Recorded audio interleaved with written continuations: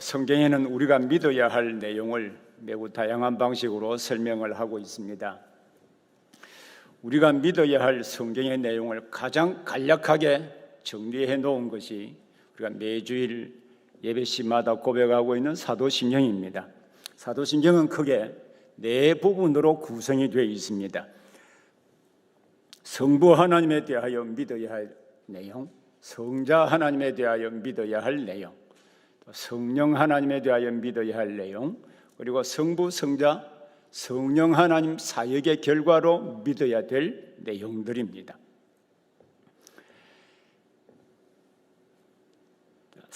특히 예를 들면 성부 하나님에 관한 내용은 사실 하나밖에 없습니다. 여기에는 우리는 전능하시고 천지를 만드신 하나님 아버지를 믿는다는 것입니다. 또 성자 하나님에 관한 내용이 6가지가 기록이 되어 있습니다.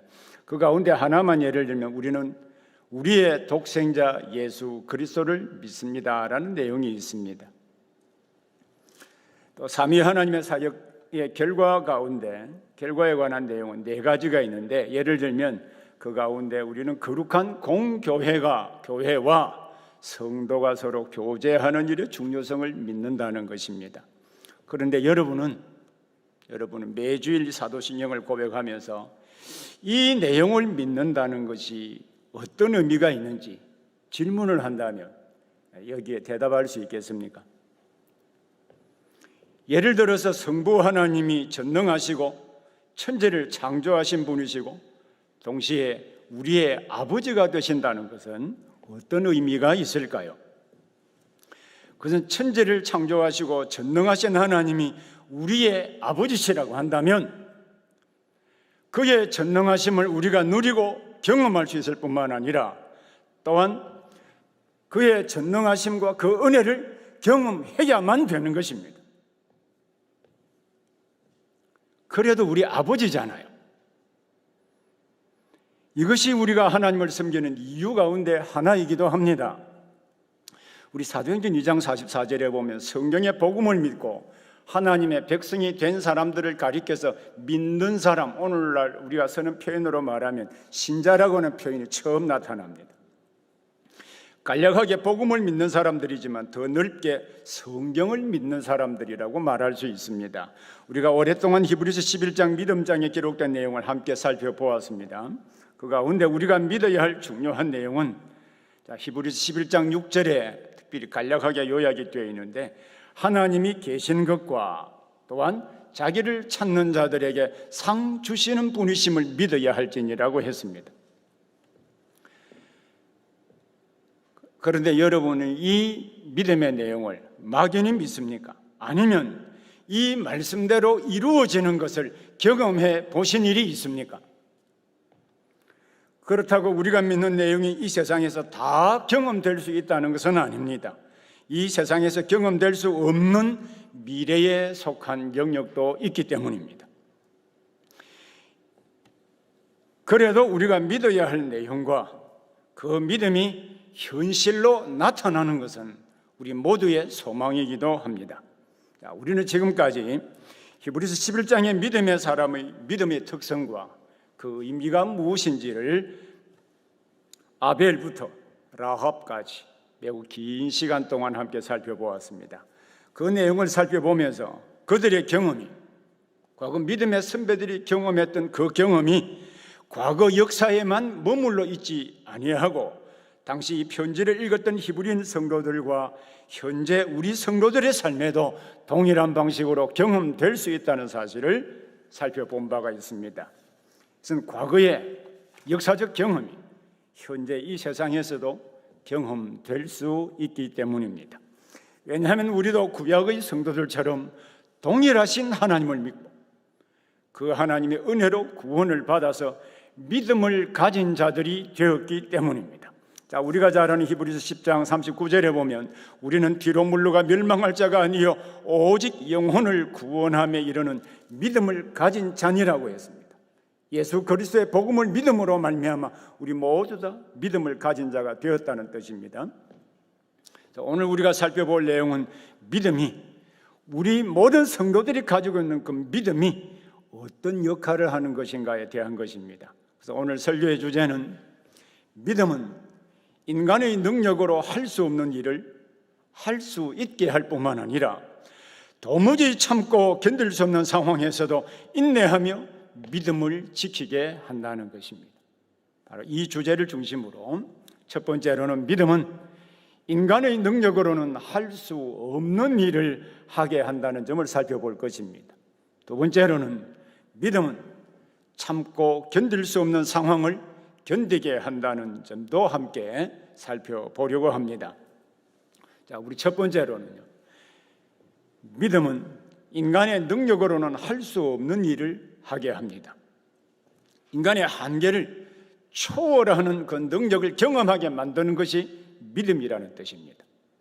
이 일이 가능한 것은 믿음은 우리가 믿어야 할 책임적인 요소도 있습니다만 그 이전에 우리 하나님께서 믿을 수 있도록 확신을 주시고 증거를 주시기 때문입니다. 이런 믿음이 무엇인지 제가 여러 차례 정의한 바가 있고 정의를 반복적으로 설명한 바가 있습니다. 우리 다시 한번 히브리서 11장 1절의 말씀을 보기를 바랍니다. 이 평행법으로 되어 있는 이 말씀을 자세히 보시죠. 믿음은 바라는 것들의 실상이요, 믿음은 보이지 않는 것들의 증거니. 자, 이 짧은 정의에 믿음의 네 가지 특성이 나타나 있다고 했습니다. 믿음은 바라는 것입니다. 바라지만 보이지 않습니다. 그래서 갈등하고 시험에 빠지기도 합니다. 하지만 믿음은 바라는 것들이 실상이요, 보이지 않는 것들이 증거라고 했습니다. 실상은 믿을 수 있는 증거를 주신다는 것이고요. 그리고 증거라고 하는 것은 헬라어 말로 엘렌코스라고 하는 말인데 확실하게 그것을 믿고 이해할 수 있도록 설득해 주신다라는 뜻이라고 여러 차례 강조한 바가 있습니다. 그러면 확신을 주시고 설득해 주시는 분은 누구이실까요? 하나님이시죠.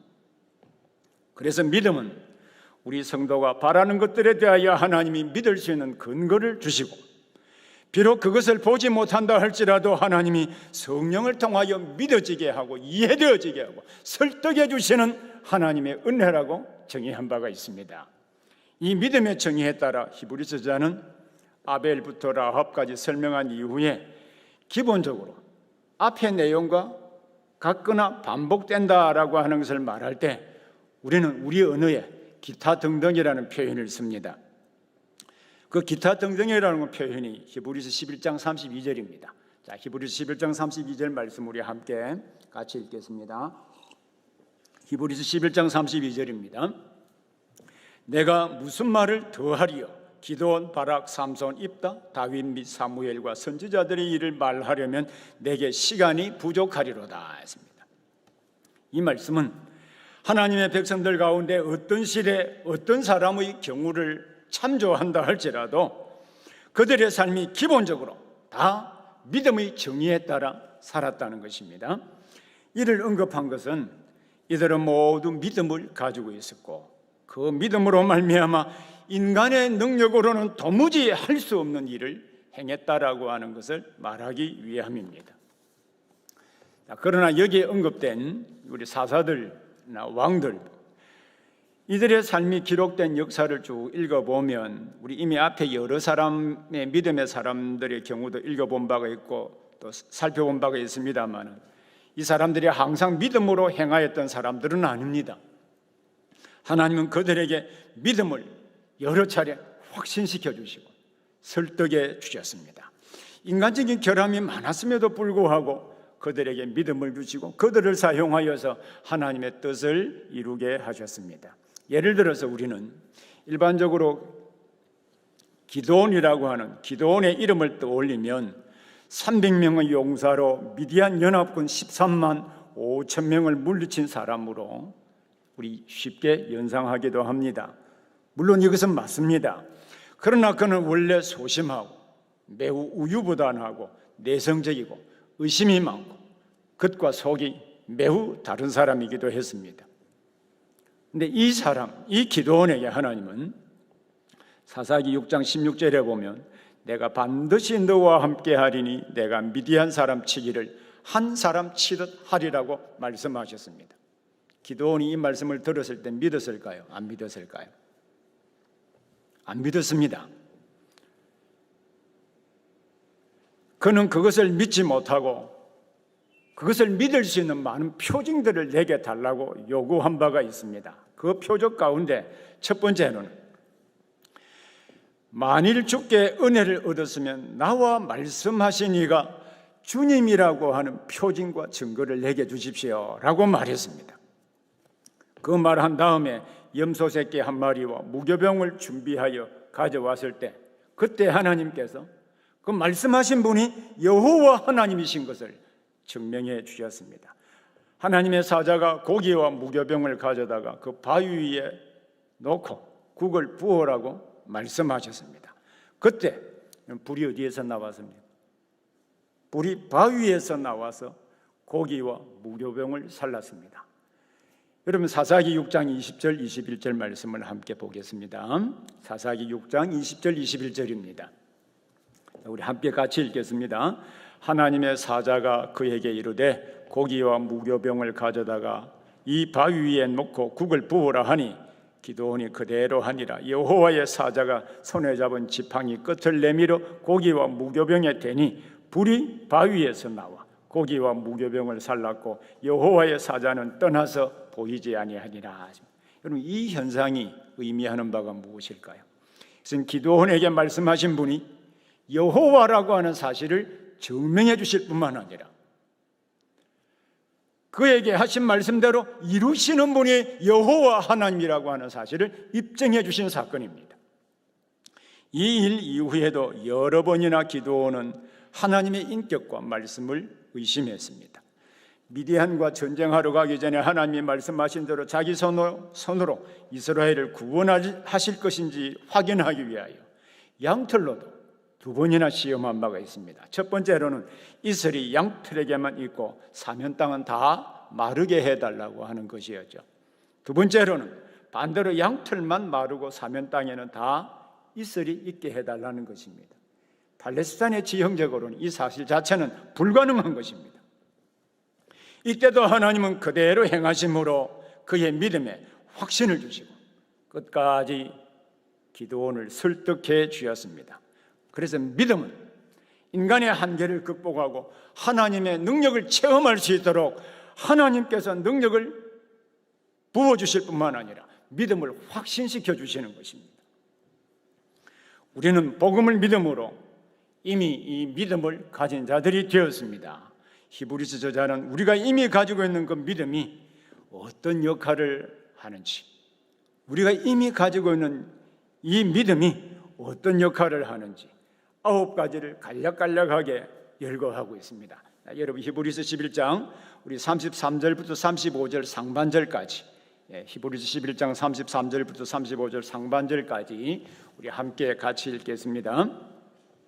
그들은 믿음으로 나라들을 이기기도 하며 의를 행하기도 하며 약속을 받기도 하며 사자들이 입을 막기도 하며 불의 세력을 멸하기도 하며 칼날을 피하기도 하며 연약한 가운데서 강하게 되기도 하며 전쟁에 용감하게 되어 이방 사람들의 진을 물리치기도 하며 여자들은 자기의 죽은 자들을 부활로 받아들이기도 하며. 우리가 믿음의 역할이 우리가 가지고 있는 하나님의 백성이라면 다 가지고 있는 그 믿음이 어떤 역할을 하고 어떤 기능을 가지고 있는 것인가 하는 것을 알게 된다면 그 믿음을 활용하는 방법을 자연적으로 체득하게 될 것입니다. 자, 첫 번째로 믿음은 나라들을 이기는 역할을 한다고 했죠.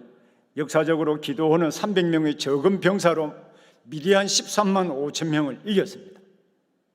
믿음의 결과라고 설명을 하고 있죠, 성경은. 두 번째로는 믿음은 의를 행하게 만듭니다. 특히 의를 행한다라고 하는 것은 하나님의 법대로 살도록 우리가 가진 믿음이 도와준다는 뜻입니다. 다윗은 사울이 그를 시기하고 죽이려고 할 때 사울과 같이 비겁한 방법을 쓰지 않았습니다.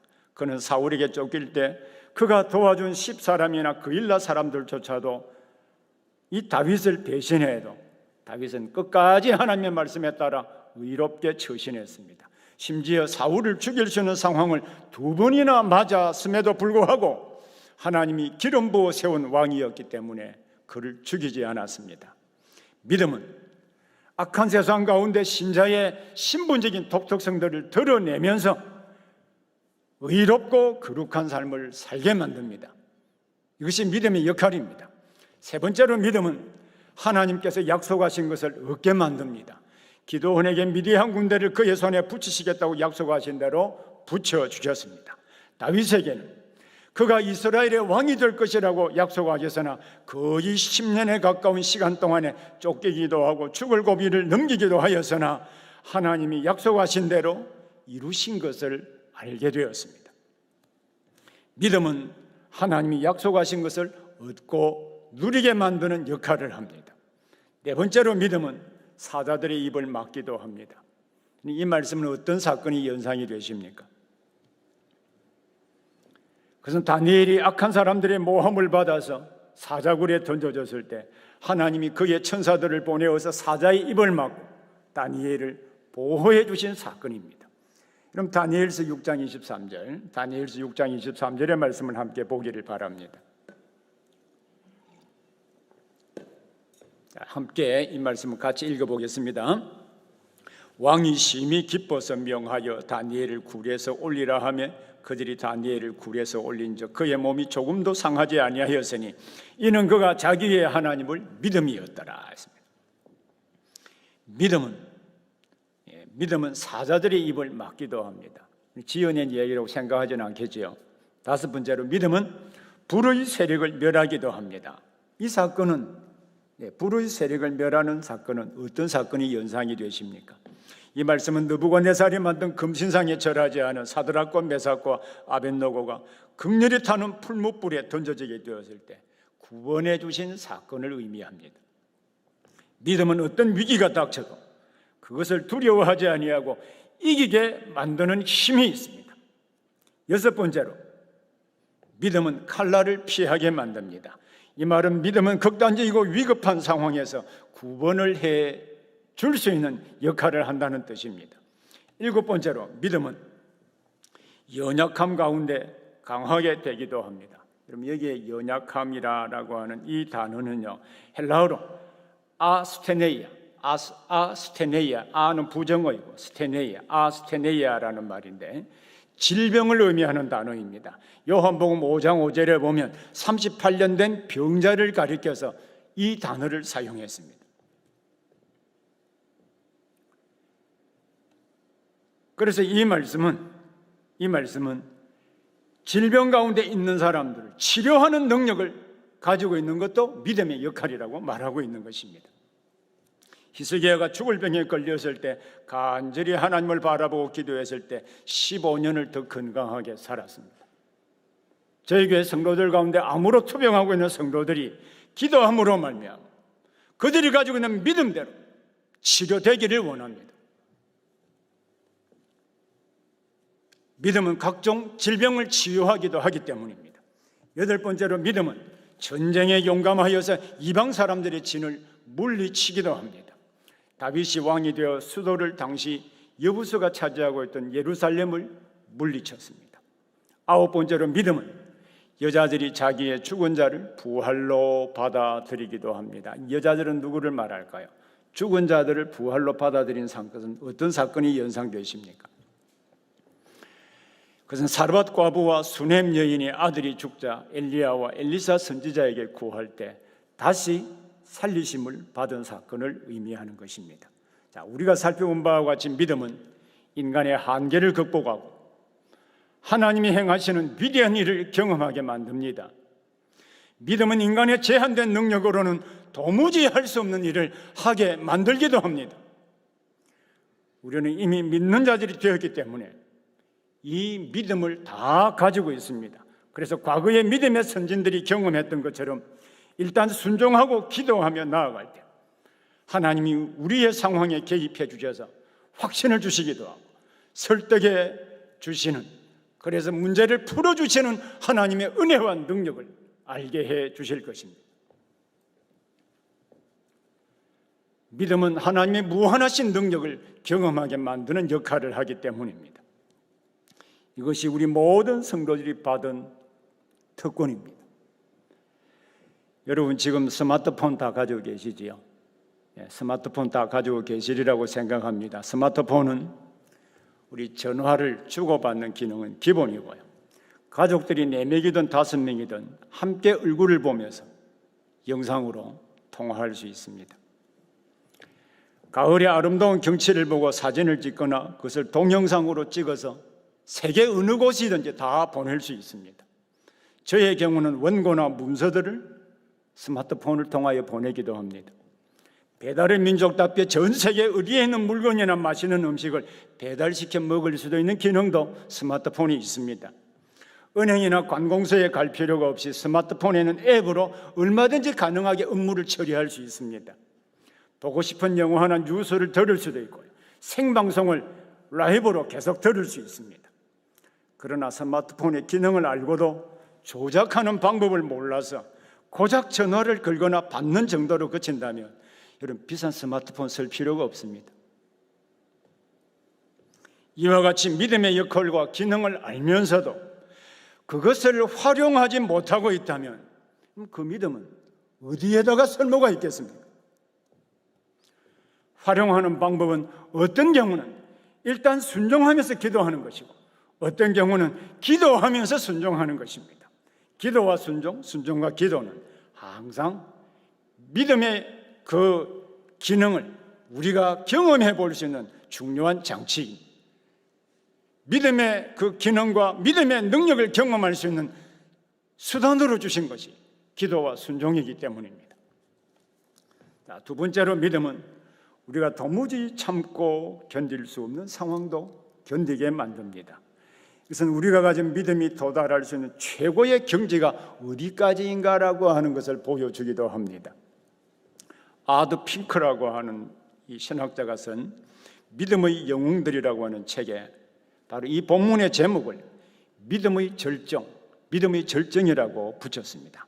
그가 이 제목을 붙인 이유를 설명하기를 하나님을 위하여 고난을 받는 것, 하나님의 기쁘신 뜻에 따라 우리에게 부과된 고통을 참아내는 것, 하나님의 진리가 요구한다면 우리의 목숨마저 내어놓는 것은 믿음이 도달할 수 있는 가장 높은 경지이기 때문이다라고 했습니다. 히브리서 11장 35절 중반부터요. 히브리서 11장 35절 중반부터 38절까지 우리 함께 읽겠습니다. 앞에 화면을 보셔도 됩니다. 또 어떤 이들은 더 좋은 부활을 얻고자 하여 심한 고문을 받되 구차히 풀려나기를 원하지 아니하였으며 또 어떤 이들은 조롱과 채찍뿐만 아니라 결받고 옥에 갇히는 시련도 받았으며 돌로 치는 것과 톱으로 켜는 것과 시험과 칼로 죽임을 당하고 양과 염소의 가죽을 입고 유리하여 궁핍과 환난과 학대를 받았으니 이런 사람은 세상이 감당하지 못하느니라. 그들이 광야와 산과 동굴과 토굴에 유리하였느니라. 믿음을 가진 자들 가운데 어떤 사람은 더 좋은 부활을 얻고자 하여 심한 고문을 받되 구차히 풀려나기를 원하지 않습니다. 자, 종교개혁 시대 로마 가톨릭은 개신교도들이 신앙을 포기하도록 갖가지 고문의 방법을 개발했습니다. 사람들은 칼로 또 성도들을 핍박하고 죽이는 것으로 만족하지 아니하고 극악무도한 방법으로 고문하여서 성도들의 믿음을 포기하게 만들기도 했습니다. 우리나라에도 일제 강점기에 고문을 사용한 기록과 살아있는 증인들이 많습니다. 여기에 대하여 윌리엄 블레어, 우리 교단의 선교사뿐만 아니라 우리 학교에서 오랫동안 강의도 하셨습니다. 윌리엄 블레어와 브루스 헌터 선교사님이 쓴 한국의 오순절과 그 이후의 박해라고 하는 책에, 영어로 된 책입니다만 한국어로도 번역이 되었습니다. 한국의 오순절과 그 후의 박해라는 책에도 우리 당시에 고통당하는 우리 한국, 우리 성도들의 상황이 잘 묘사가 되어 있습니다. 거기에 보면 주기철 목사님은 오전 9시부터 오후 2시까지 매를 맞으며 심한 고문 속에서 신문을 받고 결국에는 감옥 속에서 죽었다고 기록하고 있습니다. 일본의 한 가정에서 가정부로 일한 안영애라고 하는 성도는 신사참배를 반대하는 이유 때문에 감옥에 갖은 고문을 당했습니다. 그녀가 받은 가혹한 고문 때문에 한 달 이후에 육신은 고문으로 말미암아 상처투성이었으나 편안히 하늘나라에 갔다고 윌리엄 블레어와 브루스 헌터 선교사님의 증언으로 기록이 되어 있습니다. 우리가 잘 알고 있는 손양은 목사님은 신사참배를 반대하다가 감옥에 들어갔는데 그 추위 때문에 동상에 걸려서 이 손가락에 손톱이 다 빠졌습니다. 이러한 고난 가운데서 그들은 구차히 풀려나기를 원하지 아니하였으며, 구차히 풀려나기를 원하지 아니하였으며라고 하였습니다. 이 말씀은 그 고문에서 벗어날 기회가 있었음에도 불구하고 그 고문을 거절하고 고문받는 것을 택했다는 것을 암시하고 있습니다. 히브리서 저자가 살았던 당시의 형벌의 비참함에 대해서 유대인 역사가인 요세푸스의 글에 이렇게 기록이 되어 있습니다. 하나님을 섬기는 성도들은 날마다 큰 불행과 잔인한 악행이 일어났다. 그들은 몽둥이로 맞았으며 그들의 몸은 갈기갈기 찢어졌고 산채로 십자가에 매달렸다. 왜 그들은 믿음 때문에 이러한 고문을 자초했을까요? 그들은 더 좋은 부활을 얻고자 하여 믿음 때문에 고문을 받아도 구차히 풀려나기를 거절했다고 성경은 기록하고 있습니다. 더 좋은 부활을 얻고자 하여. 이런 더 좋은 부활은 무엇을 의미하는 것일까요? 조금 전에 언급한 사르밧 과부와 수넴 여인의 아들을 엘리야와 엘리사가 다시 살리신 것을 비교해 보면 알 수가 있습니다. 이 아이들은 죽었다가 다시 살아났다 할지라도 이 세상에서 살고 있었기 때문에 언젠가 다시 죽을 수 있습니다. 하지만 여기서 말하는 더 좋은 부활은 주님이 재림하시게 될 때 몸이 다시 살아 주님과 함께 영원히 사는 것을 의미합니다. 믿는다고 하는 이유 때문에 감옥에 들어가 고문을 당해도 참고 견딜 수 있었던 것은 이 완전한 하나님의 나라에 대한 믿음 때문이었습니다. 사도 바울도 이 부활의 신앙에 대해서 말하기를 고린도전서 15장 19절에 이렇게 말했습니다. 만일 그리스도 안에서 그리스도와 연합하여 우리 복음을 믿는다는 우리 신자들이 그리스도 안에서 우리의 바라는 것이 다만 이 세상뿐이라고 하면 모든 사람 가운데 우리가 가장 불쌍한 사람일 것이다라고 말했습니다. 우리 신자는 단순히 이 세상만을 보는 사람은 아닙니다. 부활 이후에 영원한 하나님의 나라가 도래하게 될 그 나라에 우리도 들어가게 될 것을 믿는 사람이 믿음을 가진 우리 성도들입니다. 이 나라를 꿈꾸면 여러분 영원한 하나님의 나라가 지금 볼 수 있을까요?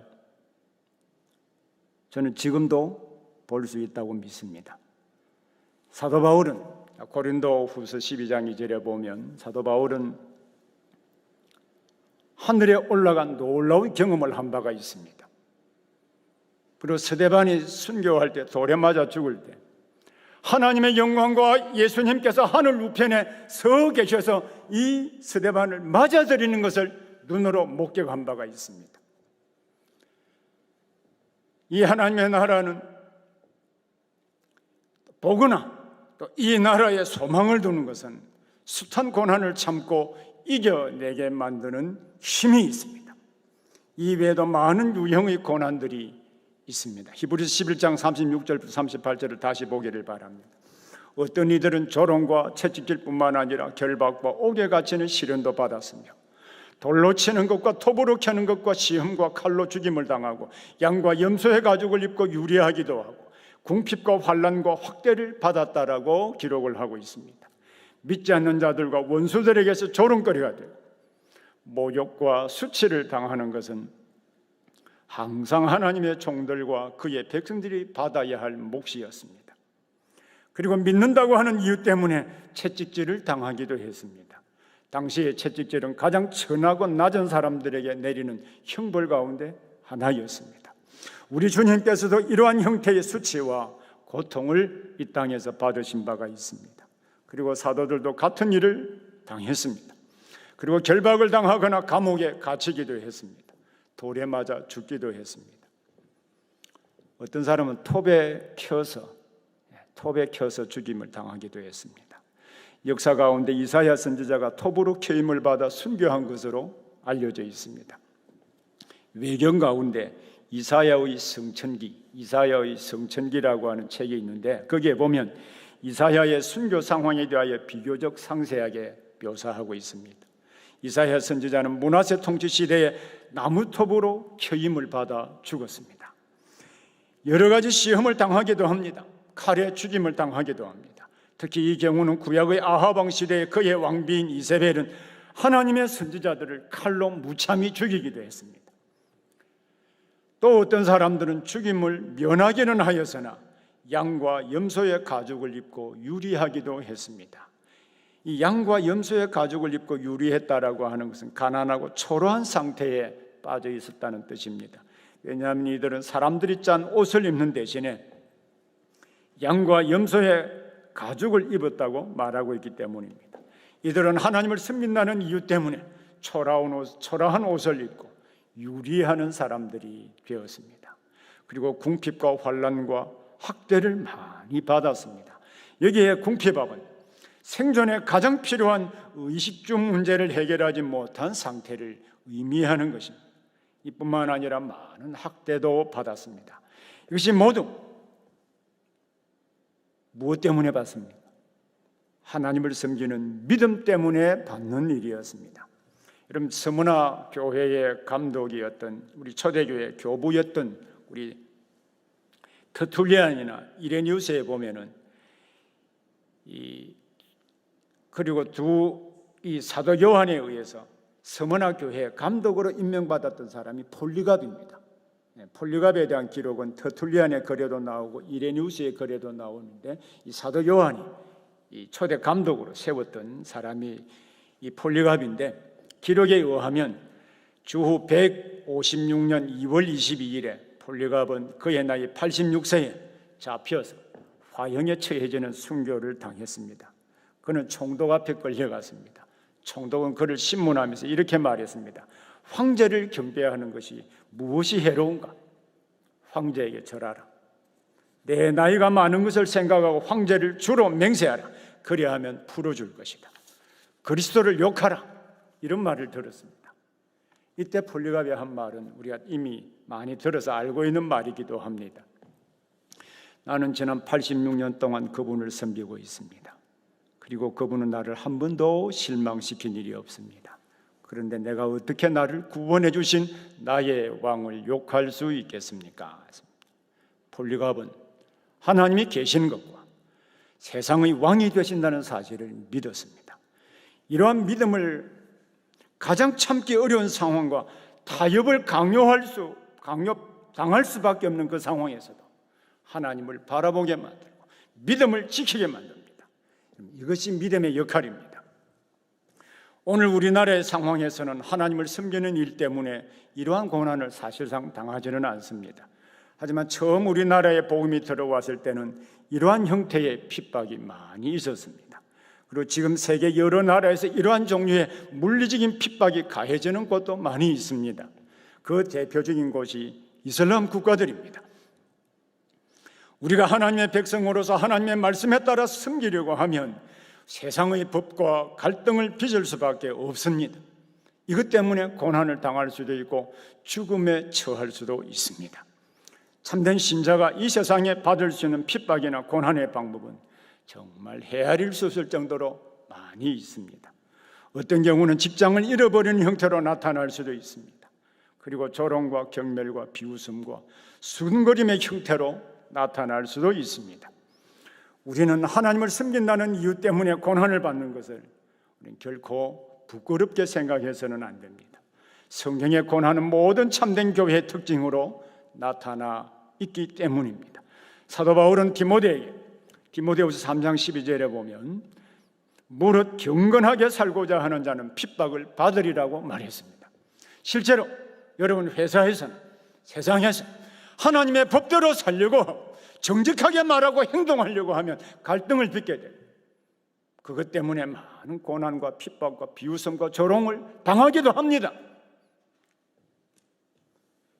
그러나 대부분의 사람들은 그렇게 살려고 하지 않죠. 적당하게 타협하려고 하기 때문에 그러한 갈등과 고통을 당하지는 않습니다. 그러나 참으로 경건하게 살고자 한다면, 정직하게 살고자 한다면, 믿음으로 살고자 한다면 갈등은 겪을 수밖에 없습니다. 그래서 믿음과 고난은 동전의 양면처럼 뗄 수 없는 관계이기 때문입니다. 그러나 오늘날 우리 시대의 믿음 생활의 환경은 당시 교회의 상황이나 우리나라 일제강점기의 상황과는 매우 많이 다릅니다. 외부적인 핍박을 당하지 않을 수도 있습니다. 하지만 부끄러운 것은 세상과 타협하면서 고난을 피하고 있는 부분이 더 많이 있다는 것입니다. 우리의 도덕 기준은 세상 사람들보다 두드러지게 높지도 않습니다. 정직하거나 성실하지도 않습니다. 다른 사람들의 잘못을 보고서도 거기에 대하여 아무 말도 하지 않습니다. 특히 그들의 성진이나 유익과 연관되어 있다면 그들이 악을 행한다 할지라도 그것을 옳다고 하며 아부하는 모습조차 우리에게 발견되기도 합니다. 세상과 타협하면서 마치 악어와 악어새가 공존하듯이 서로 공존하며 살아가고 있습니다. 그렇다고 세상과 항상 전투적인 자세로 살아야 된다고 말하는 것은 아닙니다. 세상을 떠나 살아야 한다는 것은 더더욱이 아닙니다. 분명한 교리 내용과 도덕적인 내용에 대하여 세상과 타협하며 고난을 피하는 것은 우리 합당하지 않다는 것입니다. 자, 그러면 히브리서 기자가 이러한 사례들을 실제로 소개하는 실제적인 목적은 여러분 어디에 있을까요? 그것은 우리 성도가 가지고 있는 믿음이 어떤 역할을 하는 것인가 하는 것을 보여주기 위함입니다. 믿음은 가장 힘들고 어려운 상황 가운데서도 하나님의 말씀에 따라 믿음으로 살 힘을 주신다고 하는 것을 보여주기 위함입니다. 그들은 믿음 때문에 고난 겪을 때 무엇을 바라보았을까요? 히브리서 11장 38절을 서두에 보면 히브리서 저자가 외치는 간투사가 나타나 있는데요, 이 말씀에서 세상 사람들은 믿는 자들을 어떻게 이해했고 동시에 믿는 자들은 세상을 어떻게 이해했는지 간접적으로 보여주고 있습니다. 자, 이 말씀을 우리 번역 성경에는 이렇게 번역이 되어 있습니다. 이런 사람은 세상이 감당하지 못하느니라. 이런 사람은 세상이 감당하지 못하느니라. 원문은 이 의미와 전혀 다릅니다. 원문은 세상은 그들을 가치 있는 존재로 여기지 않았다. 세상은 그들을, 믿음을 가진 자들을 가치 있는 존재로 여기지 않았다. 세상이 믿는 자들을 핍박하는 이유는 믿는 자들을 가치 있게 여기지 않았기 때문입니다. 그래서 그들이 고난을 받는 것을 당연한 것으로 세상은 간주했습니다. 하지만 내용상으로 볼 때 히브리서 저자는 믿음으로 사는 사람들은 오히려 세상을 가치 있는 것으로 여기지 않았다는 점을 강조하고 있습니다. 그래서 신자들은 믿음으로 말미암아 돌에 맞아 죽기도 하고 톱으로 케임을 받기도 하고 궁핍에 처하기도 하고 박해를 받기도 하고 토굴에 숨어 살기도 하는 것은 믿음이 세상보다 더 가치 있는 것으로 여겼기 때문이라는 것입니다. 히브리서 저자가 언급하고 있는 믿음의 사람들은 모두 우리와 마찬가지로 매우 연약한 사람이었습니다. 하지만 그들은 영원한 나라를 바라보고 더 나은 부활을 바라보기 때문에 고문을 당하기도 하고 궁핍함을 당하기도 했습니다. 히브리서 저자는 이 사람들이 왜 그렇게 살았으며 그렇게 살 수 있는 힘이 어디에 있는지, 그리고 오늘 우리와 어떤 연관성이 있는지 마지막 히브리서 11장 39절 40절에서 설명하고 있습니다. 자, 히브리서 11장 39절 40절 말씀 우리 함께 같이 읽겠습니다. 이 사람들은 다 믿음으로 말미암아 증거를 받았으나 약속된 것을 받지 못하였으니 이는 하나님이 우리를 위하여 더 좋은 것을 예비하셨은즉 우리가 아니면 그들로 온전함을 이루지 못하게 하려 하심이라. 이 사람들은 다 믿음으로 말미암아 증거를 받았다고 했습니다. 이게 증거를 받다라고 하는 단어는 헬라어로 마르툴레오라고 하는 말의 수동태 분사인데요, 입증하다, 증명이 되다라는 뜻입니다. 이 말씀의 뜻은 이 사람들은 모두 그들의 믿음으로 말미암아 그들이 하나님을 섬기고 있다라고 하는 것을 증명해 보였다는 것입니다. 어떤 경우는 초자연적인 능력을 행하기도 하고, 어떤 경우는 환난 가운데 인내하며 심지어 목숨을 내어놓으면서까지 그들의 믿음을 증명해 보였습니다. 하지만 이들은 자신이 하나님을 섬기고 있다는 것이 입증되었다고 할지라도 약속을 받지 못했다고 했습니다. 이들이 약속을 받지 못했다라고 하는 것도 사실 번역상 좀 오류가 있죠. 그들이 약속을 못 받은 것은 아니잖아요. 하나님이 항상 그들과 함께 하시고 영원한 하나님의 나라를 예비해 주실 것이고 믿음으로 살 때 너희들과 항상 동행해 주시겠다고 약속하셨습니다.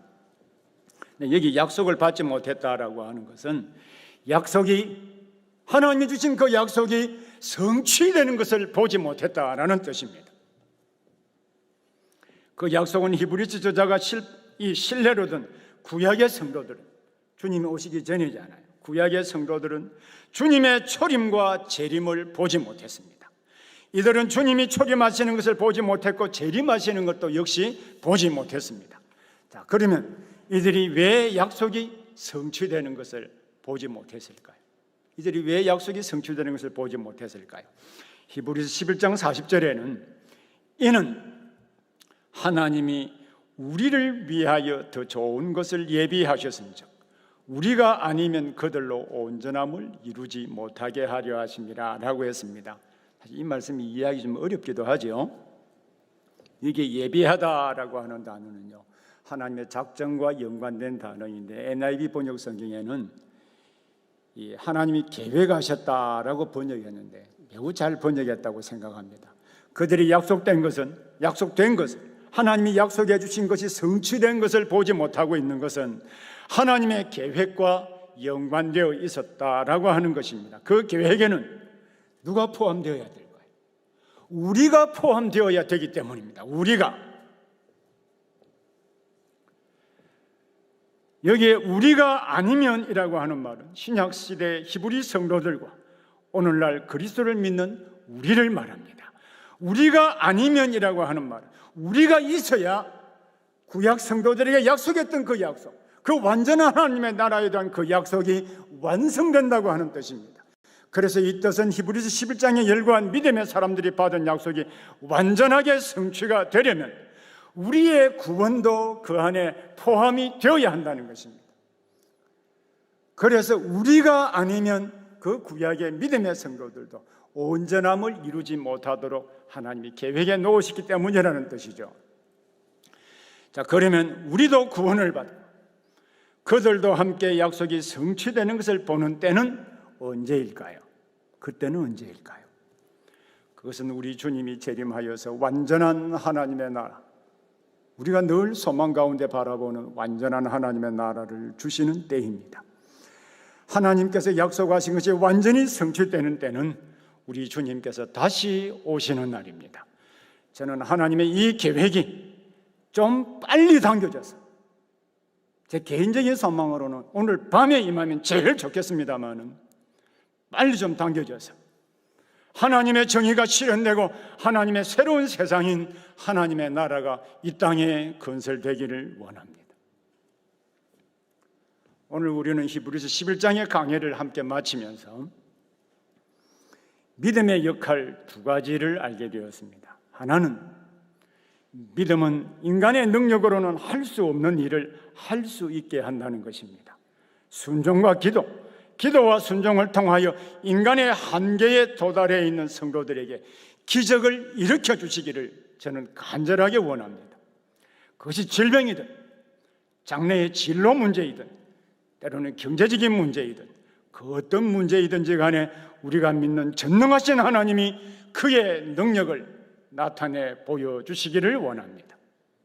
또 하나는 믿음은 참고 견딜 수 없는 상황을 견디게 한다는 것이었습니다. 여러분에게 지금 어떤 견딜 수 없는 모욕감이나 고통이나 아픔이 있습니까? 때로는 우리가 가진 것도 없고 세상이 가치 없는 존재로 여기듯이 가치 없는 존재로 사람들이 여긴다 할지라도 우리가 가진 믿음은 참고 견딜 수 있게 만듭니다. 때로는 믿음 때문에 위험한 지경에 처하거나 타협을 강요받을 때도 우리는 성도로서 자존감을 지키도록 우리가 가진 믿음은 도와주실 것입니다. 이것이 가장 높은 경지에 있는 믿음의 절정이기 때문입니다. 이 믿음의 정상, 이 믿음의 절정에서 아래를 내려다보면 세상이 어떻게 보일까요? 그리고 주님의 재림으로 이루어질 그 영원한 하나님의 나라, 우리 믿음의 조상들이 먼저 가서 기다리는 그 나라를 바라보기를 바랍니다. 그러면 이 땅에서 하나님이 계신 것을 알게 해주실 뿐만 아니라 그 나라에서 우리 주께서 재림하시면 주와 함께 영원히 살게 될 것입니다. 기도하겠습니다.